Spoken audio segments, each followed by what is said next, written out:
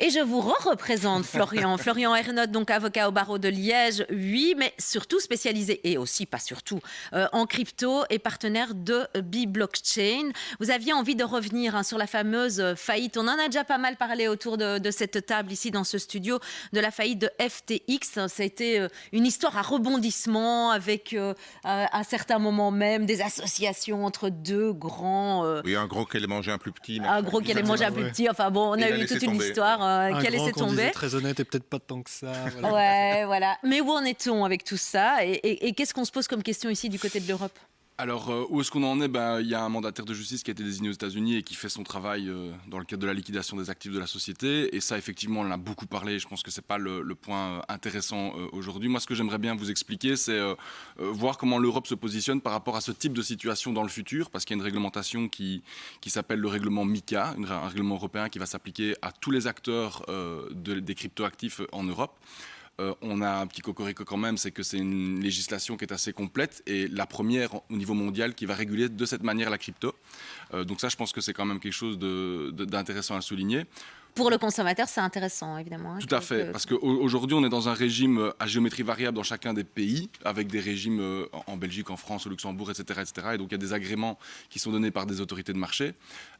Et le règlement MiCA va venir harmoniser tout ça pour donner, entre guillemets, une protection supplémentaire aux consommateurs d'une part, et d'autre part, de permettre la lutte contre le blanchiment des capitaux et le financement du terrorisme qui sont prégnants dans les cryptoactifs en termes de médiatisation peut-être, mais il faut en tenir compte. Donc c'est deux objectifs de ce règlement. Mais l'Europe, c'est quand même, a souvent été pionnière en matière de défense des consommateurs. Les consommateurs sont fort défendus en Europe, donc il y a une certaine logique là-dedans.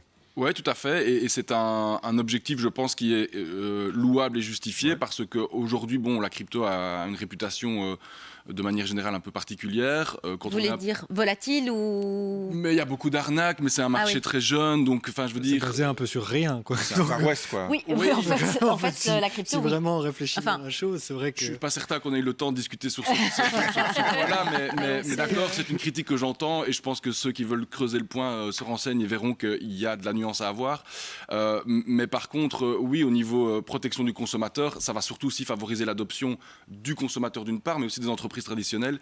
Et ça, c'est peut-être aussi le message à faire passer, c'est que maintenant, la crypto, c'est plus un truc de pirate. C'est un règlement européen qui vient encadrer les choses. Et donc, une entreprise traditionnelle ou un média ou n'importe qui a un cadre réglementaire clair et précis pour pouvoir rentrer et faire une transition dans ce secteur qui... Alors après, est-ce qu'on y croit, on n'y croit pas Disons que c'est juste que c'est paradoxal par rapport à toute la pub qu'on faisait autour des cryptos, qui était justement de se débarrasser de la régulation dans le secteur de la finance, et qu'au final, on se rend compte que quand on la régule pas, voilà à quoi on résulte, et donc il faut la réguler. Alors, si on peut juste être plus précis sur ce point-là, la finance traditionnelle et FTX, c'est la même chose. Ce sont des acteurs centralisés qui ont, entre guillemets, les pleins pouvoirs et font n'importe quoi.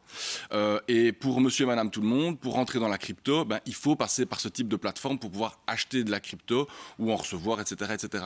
Et donc, on a quand même, entre guillemets, des points de friction ou d'entrée plutôt entre le monde traditionnel et le monde crypto.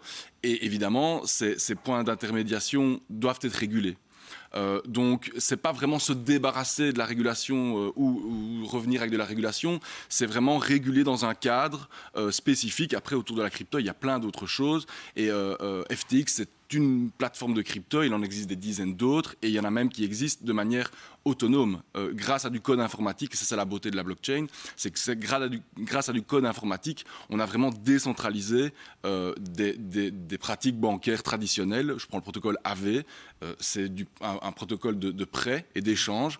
Il n'y a pas de directeur, il n'y a personne, c'est du code informatique, et les gens, entre eux, font des transactions, et tout se passe magnifiquement bien. Mais est-ce qu'il va falloir du temps pour reconstruire, disons, une confiance autour de ça aussi ? Alors, peut-être qu'en Europe, on est moins sensible à ce genre de situation parce qu'on a déjà eu un cadre réglementaire qui a été assez... rapidement mis en œuvre, notamment en France, qui est un des pays assez proactifs sur le secteur, et on voit des grandes sociétés crypto qui s'installent en France. La Belgique est un petit peu à la traîne, mais on est en train de rattraper le retard, et vendredi, il y aura une annonce intéressante sur le sujet. Donc très bien, on en parlera. Vous aurez des infos. Merci beaucoup Florian Ernotte. Le temps passe et c'est déjà dans un petit instant le pour info de Julien Ball. Merci beaucoup d'être passé par chez nous et donc pour ce règlement MiCA, donc dans le cadre des crypto-monnaies. Il est 8h57.